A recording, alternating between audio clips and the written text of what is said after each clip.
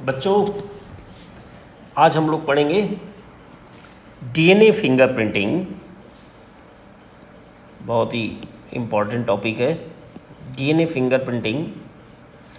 बच्चों, DNA fingerprinting, इसको DNA profiling भी कहते हैं, डीएनए टाइपिंग भी कहते हैं, डीएनए टेस्ट भी कहते हैं। सब एक ही नाम है, किसी भी नाम से DNA test, DNA fingerprinting, DNA profiling, DNA typing, DNA test. बच्चों, इसमें किया क्या जाता है, इसमें करते क्या है, ये टेक्निक है जिसमें कंपेयर करते हैं। ये ध्यान रखना, इसमें कंपेयर कर देंगे किसकी, डीएनए सीक्वेंस को कंपेयर करेंगे दो इंडिविजुअल के बीच में। कोई भी दो इंडिविजुअल हैं उनके बीच की डीएनए सीक्वेंस को कंपेयर करेंगे। बच्चों, इसको दिया था किसने, सबसे पहले एलेक्स जेफरी ने दिया था, और इंडिया में इसको लालजी सिंह ने और प्रोफेसर वीके कश्यप ने इसको डेवलप किया। CDFT, जिसका नाम है centre for DNA fingerprinting and diagnosis, Hyderabad में है ये CDFT, नाम याद रखना।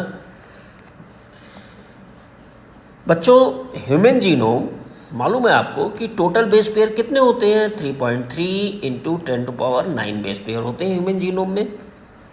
जीनोम जो अप्लाइड नंबर ऑफ क्रोमोसोम, उसमें टोटल नंबर ऑफ जो जीन है वो 3.3 इंटू 10⁹ बेस पेयर।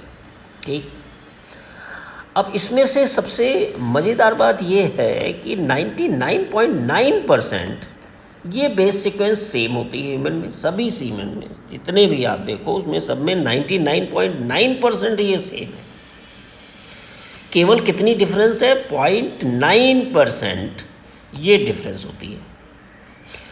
और ये डिफरेंस, इसका मतलब कितना आ गया, ये डिफरेंस आ गया 3.3 इंटू 10⁶ बेस पेयर, ये डिफरेंस आ गया।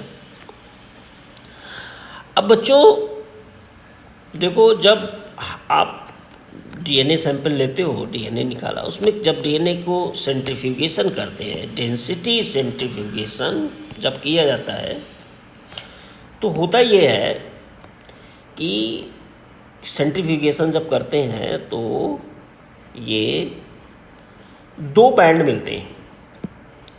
एक बैंड ये बैंड मिला, और एक बैंड जो कि ये नीचे है। इस नीचे जो बैंड है, ये जो नीचे बैंड है, इसको कहते हैं, ये नीचे बैंड है, और ये ऊपर बैंड है।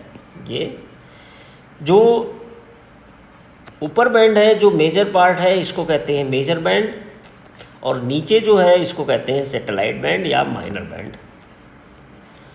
अब बच्चों, जब इसको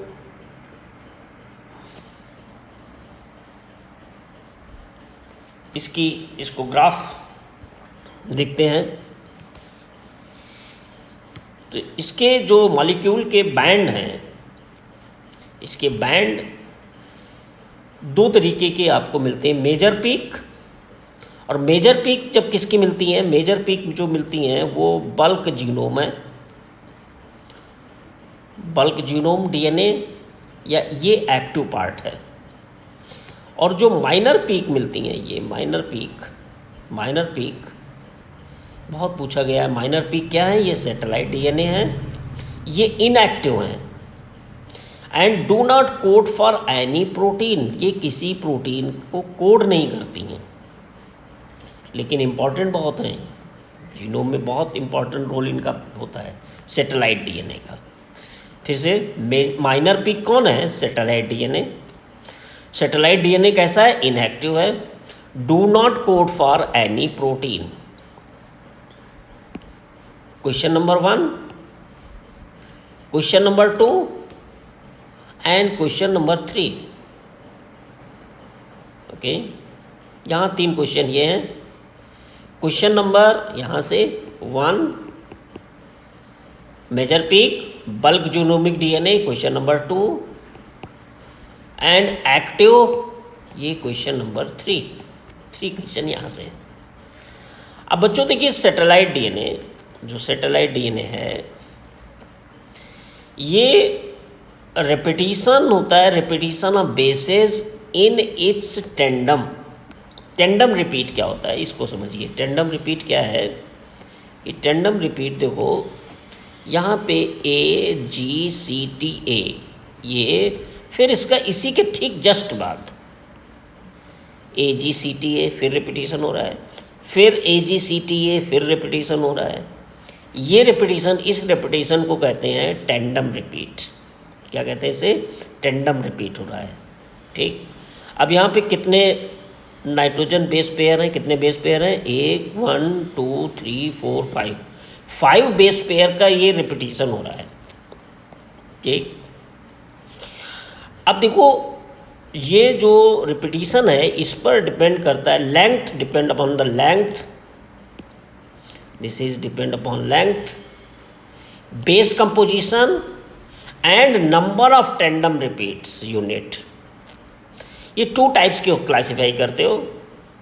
number 1 micro satellite, number 2 mini satellite. Number 1, number 2 micro satellite. अब ये नाम मिनी और माइक्रो कैसे हैं? मिनी मतलब कि 10 to 16 बेस पेयर तक का अगर रिपीटिशन हो रहा है, 10 to 16 बेस पेयर का मतलब कि यहाँ पर देखो इसमें ये जो अभी हमने देखा कि यहाँ पे कितने का रिपीटिशन हो रहा है, ये देखो ये रिपीटिशन कितने का हो रहा है, यहाँ पे देखो ये रिपीटिशन इसमें कितने का हो रहा है, 1 2 3 4 5 का रिपीटिशन हो रहा है। यहाँ पे कितना बोल रहा है? 10 to कितना बोल रहा है? 10 to 16 बेस पेयर का रिपीटिशन बोल रहा है ये। ओके, जबकि मिनी सैटेलाइट में, इन मिनी सैटेलाइट में क्या होगा? 1 to 6 बेस पेयर का रिपीटिशन है। ठीक, ये 80 रिच होते हैं, जबकि मिनी सैटेलाइट ये कैसे होते हैं? GC रिच, यानी इनमें GC का कंपोजिशन ज़्यादा होगा, परसेंटेज ज़्यादा होगा, और इधर 80 का ज़्यादा होगा, परसेंटेज होगा। ठीक है, केवल A का भी हो सकता है, T का भी हो सकता है। ये हाई लेवल ऑफ पॉलीमॉर्फिज्म दिखाते हैं और इसलिए इनका यूज़ करते हैं DNA फिंगरप्रिंटिंग में। यानी हम जो आज पढ़ेंगे DNA फिंगरप्रिंटिंग में किसका यूज़ करेंगे? मिनी सैटेलाइट का यूज़ करेंगे। माइक्रो सैटेलाइट का यूज़ कहाँ करते हैं? इनका हम जेनेटिक और फिजिकल मैप बनाने में, जेनेटिक और फिजिकल मैप बनाने में कि जीन की पोजीशन कहाँ है किस क्रोमोसोम पर, उसमें इनका बहुत ही इम्पोर्टेंट रोल होता है। दोनों सैटेलाइट रिपीटिशन है, दोनों सैटेलाइट क्या है? रिपीटिशन है, लेकिन length, base composition and number of tandem repeats की बेसिस पे इनको 2 क्लास में क्लासिफाई किया गया, मिनी सैटेलाइट और micro satellite. Okay, now tandem repeats, जो टेंडम रिपीट्स हैं ये सभी में मिलते हैं, ऑल ह्यूमंस में मिलते हैं, लेकिन इनका repetition, but it's repetition is different in individuals, even it is different on the homologous chromosome. It is called VNTR. इनको क्या कहते हैं? VNTR कहते हैं। ओके, यानी इसी को देखो कहा polymorphism, high degree of polymorphism. अभी आप बोला था हाई लेवल ऑफ पॉलीमॉर्फिज्म। अब कितने लेवल के हाई लेवल? हर इंडिविजुअल में डिफरेंट है, रिपीटिशन इनका different in individuals, even in different in homologous chromosome. और तभी तो हम इन मिनी सैटेलाइट का यूज़ करते हैं DNA फिंगरप्रिंटिंग में। फिंगरप्रिंट अलग हो गया, अलग उसकी पहचान हो गई। ओके, अलग DNA की सीक्वेंस हो गई। नाउ मिनी सैटेलाइट, अब देखो इन मिनी सैटेलाइट का यूज़ करना है। कितना बोला था? 11 to 10 to 16 है, बेस पेयर रिपीटिशन होता है। ओके, अब एक बात, ये मिनी सैटेलाइट जो है ये flanked by restriction sites. Flanked by restriction site का मतलब समझिए कि ये देखो रिपीटिशन है, ये रिपीटिशन है, ये रिपीटिशन है, देख रहे हैं, ये रिपीटिशन है, यहाँ देखो रिपीटिशन है। ये रिपीटिशन कितना का है? 11 to 60 बेस पेयर, यानी एक ब्लॉक में 11 to 60 बेस पेयर होंगे। और यहाँ पर रिपीटिशन कितनी टाइम हुआ 1 2 3 4 5 6 7 8, ठीक, 8 टाइम रिपीटिशन हो रहा है। क्लियर हुआ बेटा? अब ये यानी 11 to 16 बेस पेयर का ये रिपीटिशन हो रहा है। अब ये क्या है कि ये flank by restriction enzyme, restriction site है यहाँ पे, तो ये मॉलिक्यूलर सीजर है। ये क्या है? Restriction site. यहाँ इससे रिस्ट्रक्शन एंजाइम से इससे आप इसको काट सकते हो। ये रिस्ट्रक्शन एंजाइम है। Okay, these are the restriction enzyme RE, ये RE। अब इस RE से इस साइट को यहाँ से क्या कर सकते हो? कट कर सकते हो। ओके, और इसीलिए ये जब कोई भी मिनी सैटेलाइट का मतलब ये पूरा मिनी सैटेलाइट हुआ, ये मिनी सैटेलाइट हुआ यहाँ से लेकर के यहाँ तक, ये मिनी सैटेलाइट है। लेकिन ये किससे फ्लैंक्ड है? फ्लैंक्ड बाय किससे? Restriction site. Flanked by restriction site, it can be cut by the restriction enzyme, restriction endonuclease enzyme, यहाँ से कट कर सकते हो। Now it is called VNTR। अब इसको क्या कहते हो आप? अब इसको आप कहोगे VNTR। क्या कहोगे इसे? VNTR। देखो थोड़ा सा समझ लो, इसको क्या कहेंगे आप? VNTR, यानी ये मिनी सैटेलाइट। और इसी को कहते हैं रिस्ट्रक्शन फ्रेगमेंट्स। क्या कहते हैं इन्हें? Restriction fragments. इन्हीं को आप रिस्ट्रक्शन फ्रेगमेंट्स कहेंगे। ये RF बन रहे हैं। इसका मतलब ये है कि ये जो पीस कट करके अलग आया पूरे DNA में से, ये जो सेगमेंट कट के अलग आया, इसको हमने क्या बोला? RF, restriction fragments. Okay, now these restriction fragments are found in all individuals of human population. सभी में मिलते हैं ऐसे फ्रेगमेंट्स, यानी रिस्ट्रक्शन साइट से भी वो फ्लैंक्ड होगा और उसको कट कर लेंगे। ओके, रिस्ट्रक्शन एंजाइम कौन है? हेमोफिलस इन्फ्लुएंजी थर्ड, ये HAE थर्ड एंजाइम से इसको कट करते हैं। ओके, देखो बेटा, रिस्ट्रक्शन फ्रेगमेंट्स इंडिविजुअल में भी डिफरेंट है। ओके, और सभी में डिफरेंट है, but its length is different. सभी इंडिविजुअल में मिलेंगे, different in person to person, and this polymorphism of RF is called restriction fragment length polymorphism. क्या कहते हैं इसे? Restriction fragment length polymorphism. Restriction fragment length polymorphism, RFLP। Okay, it is called RFLP। Term polymorphism कब use करेंगे हम? Term polymorphism is used when a variant at locus is present with in a frequency more then 0.1 population, 0.01% population में उसकी 0.01 frequency है, तभी उसको हम बोलेंगे कि ये पॉलीमॉर्फिज्म है। Now this RFLP restriction fragment, जो फ्रेगमेंट थे basis of the DNA polymorphism, यानी जो फ्रेगमेंट्स को हम कट कर सकते हो। Okay, now see this is the chromosome number 7। Okay, same locus पर यहाँ पे देखो कितनी 1 2 3, कितनी है? 1 2 3। यहाँ भी 1 2 3 4, यानी होमोलोगस क्रोमोसोम, एक मैटरनल है और एक पैटर्नल है, और दोनों में डिफरेंट है। ये पॉलीमॉर्फिज्म किसकी है? डिफरेंट है। Okay, now these two see the chromosome number 2। Chromosome number 2 में देखो, इसमें 2 alleles, mutant, maternal and paternal of the chromosome, also different copy number of VNTR, different copy number of VNTR, ये भी different है। Okay, तो ये बड़ी important बात होती है, और यही RFLP ओके, ऑफ, ये क्या होते हैं, DNA fingerprint of one person can not be match with other person except monozygotic twins.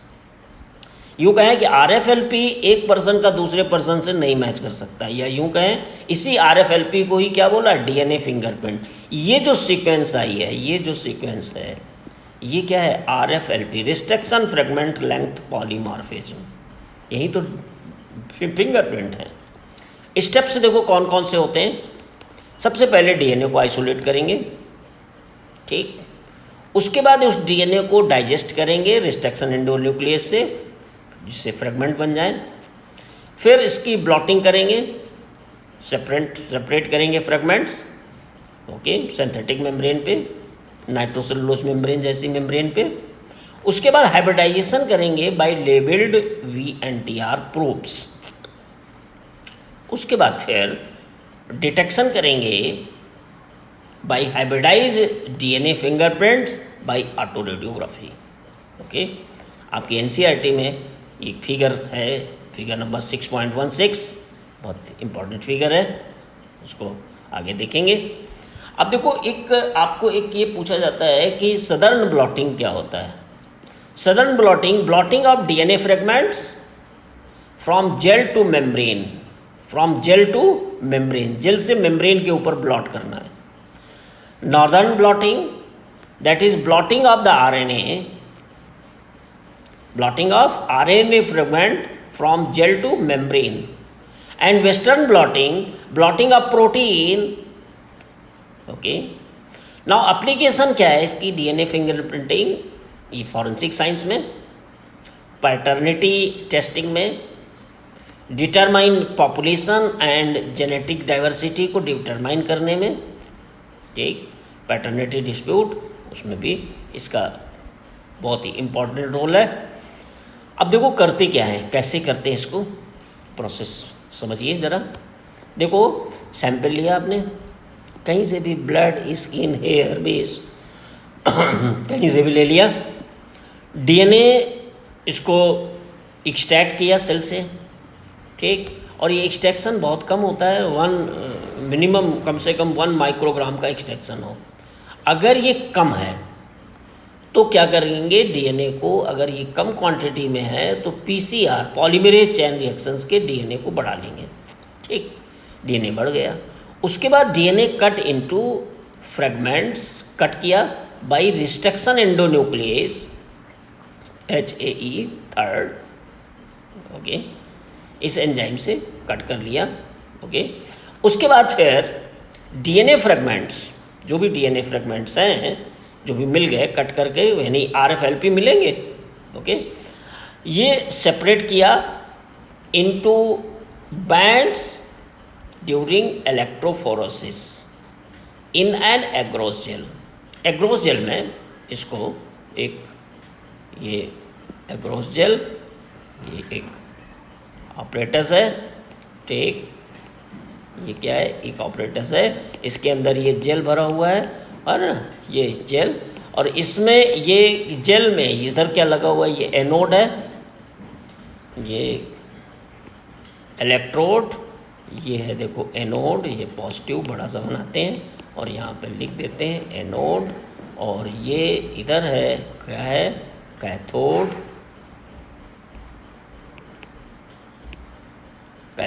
अब डीएनए के फ्रेगमेंट्स हैं, तो फ्रेगमेंट्स जो अभी हैं वो जब इस पे पास होंगे, जो फ्रेगमेंट्स पास होंगे, तो जो लार्ज साइज का है वो पहले रह जाएगा, किधर रह जाएगा, ये लार्ज साइज का पहले, ये उसके बाद उससे स्मॉल, फिर उससे स्मॉल, और सबसे स्मॉल सबसे आगे रहेगा। यानी सबसे जो छोटा होगा डीएनए वो सबसे आगे की तरफ जाएगा। ये सीविंग इफेक्ट एग्रोस जेल के है, उसकी वजह से इसमें ट्रांसपोर्ट हुआ। ये हमने जो भी डीएनए फ्रेगमेंट निकाला उनको ये दौड़ा लिया, ठीक। नाउ दिस जेल, इसको put into the alkaline medium, इसको डाला हमने एल्कलाइन मीडियम में। यहाँ पे ये पहले एल्कलाइन जेल निकाल लिया, उसमें से प्लेट, जेल की प्लेट निकाल लिया, और इसको कहाँ डाल दिया, एल्कलाइन मीडियम में, ओके। एल्कलाइन मीडियम में क्या होता है कि ये डीएनए फ्रेगमेंट ये सिंगल स्ट्रैंड में बन जाता है, सिंगल स्ट्रैंड हो जाता है। यानी अब इसके पास जब एल्कलाइन मीडियम में डाल दिया तो डीएनए फ्रेगमेंट्स कैसे हो गए, सबके सब सिंगल स्ट्रैंड में हो गए। ये इसके ऊपर जो डीएनए फ्रेगमेंट्स थे ये सब सिंगल स्ट्रैंड में आ गए, डबल स्ट्रैंडेड नहीं रहेंगे, ठीक, एल्कलाइन मीडियम में। ठीक बेटा, ये बहुत इंपॉर्टेंट है, क्योंकि सिंगल स्ट्रैंड नहीं होगा तो आगे फिर वो किसी दूसरे से हाइब्रिडाइज जब करोगे तो हाइब्रिडाइज नहीं हो पाएगा। ठीक, now all DNA bands, okay, these are the pattern in the gel is transferred to nylon sheet or nitrocellulose membrane। ये जो जेल का पैटर्न है इसको ट्रांसफ़र किया, ठीक, by southern hybridization technique. Southern hybridization technique देखो क्या है इसमें, ओके, ये एक विक है, सबसे पहले फिगर में ये विक, ओके, और इसके ऊपर ये इसी के अंदर इसमें बफर डाल दिया, इसमें बफर भी पड़ा हुआ है, ओके, इसके ऊपर ये एग्रोस जेल की प्लेट रखी हुई है, ये देखो दूसरे नंबर पे ये एग्रोस जेल, ये जेल वाली प्लेट, ये पूरी प्लेट रख दी है, ओके। उसके ऊपर जो है वो आपको दिखाता हूँ, वो है एक ये नाइट्रोसेलुलोज मेम्ब्रेन, ये नाइट्रोसेलुलोज मेम्ब्रेन है, देख रहे हैं। इस नाइट्रोसेलुलोज मेम्ब्रेन के ऊपर ये नाइट्रोसेलुलोज मेम्ब्रेन, ये पूरी नाइट्रोसेलुलोज मेम्ब्रेन, ओके। इस नाइट्रोसेलुलोज मेम्ब्रेन जब ये जेल के ऊपर रख दिया तो अब उसके ऊपर फिर टिश्यू पेपर रख कर के वेट रख दिया, थोड़ा सा दबा दिया, प्रेस कर दिया इसको।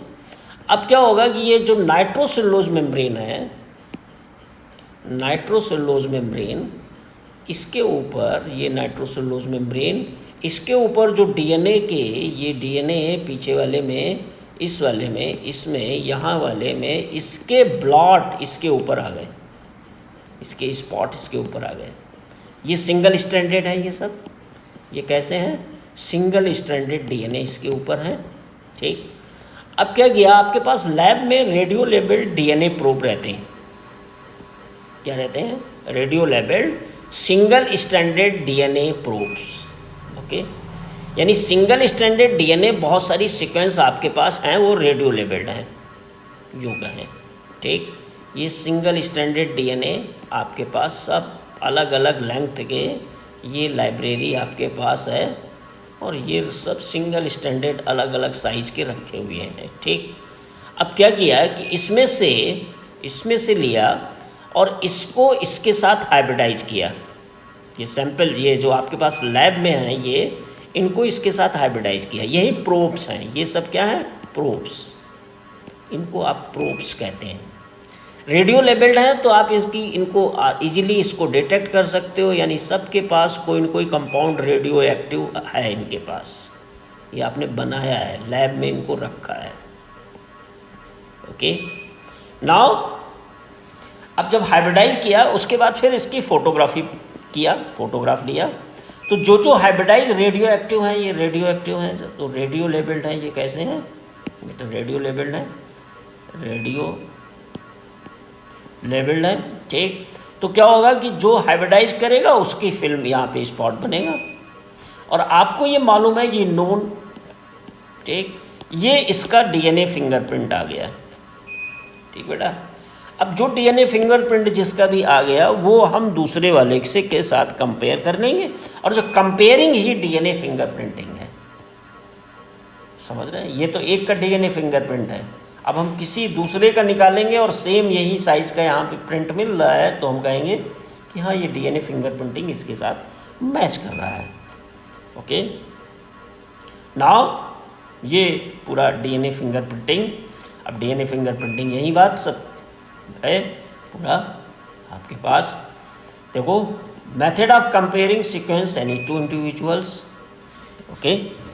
99%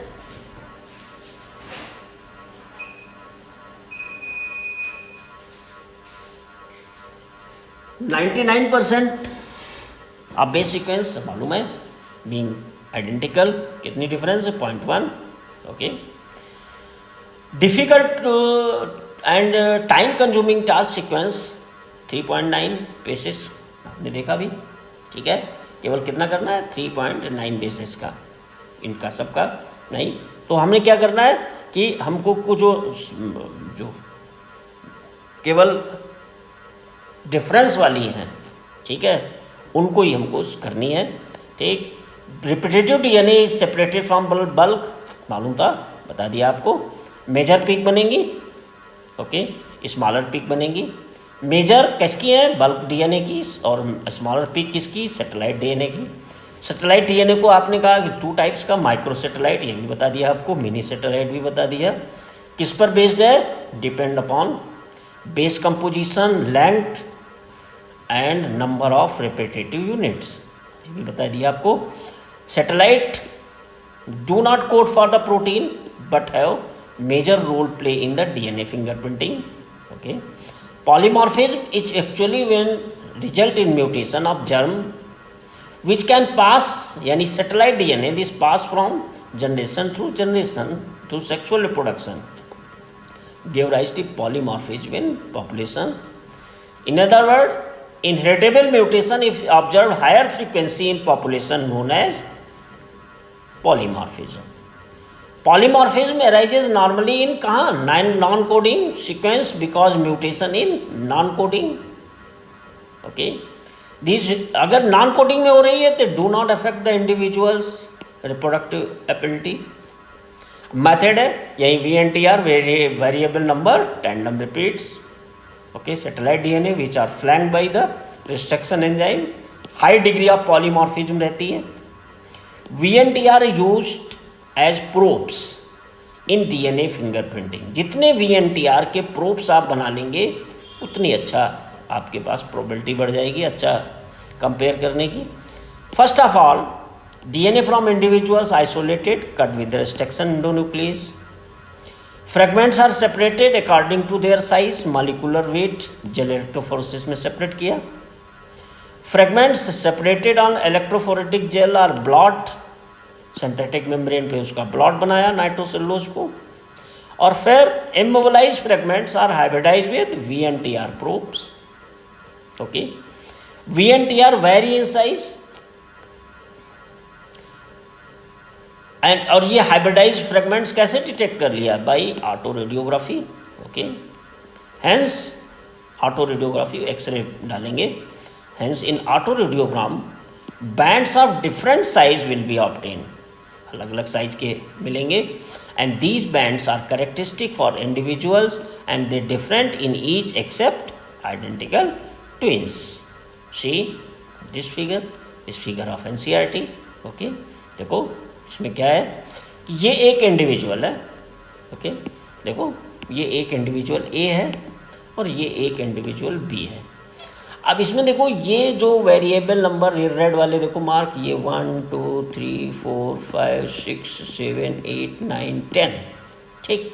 अब ये फ्रेगमेंट यहाँ से कट कर सकते होंगे, यानी ये रिस्ट्रक्शन एंजाइम यहाँ पे कोई लगा होगा, ये रिस्ट्रक्शन साइट होगी सबके पास, ये हर साइज को सबके, देखिए very in chromosome, homologous chromosome भी डिफरेंट है, ये रिस्ट्रक्शन साइट से सब ने देखो हम लगा दे रहे हैं, ठीक।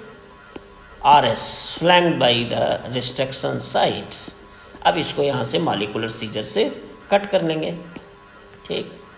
ये मॉलिक्यूलर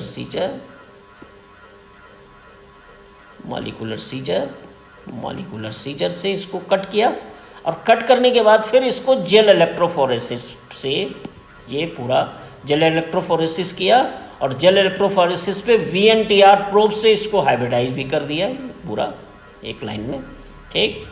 अब देखो क्या है इसमें, कंपेयर करो तो क्या हो रहा है कि ये इंडिविजुअल A, इसका ये लाइन, ये B वाला इंडिविजुअल, इसकी ये फिंगरप्रिंट है, A वाले का ये वाला फिंगरप्रिंट है, और कहीं पर क्राइम्स हुआ था वहाँ से जो सैंपल लिया, ये 2 सस्पेक्टेड बंदे हैं A और B, जहाँ क्राइम सीन हुआ था वहाँ से हेयर फॉलिकल कहीं क्राइम हुआ, और जहाँ पे क्राइम हुआ, वहाँ पे कहीं हेयर मिल गए और वहाँ से उस डीएनए को उन्होंने पीसीआर से एम्पलीफाई किया और फिर उसको देखा, तो उसके जब कंपेयर किए तो उसका हमको ये VNTR यहाँ भी है, उसको कट किया होगा और कट करके इसका भी फिंगरप्रिंट बनाया।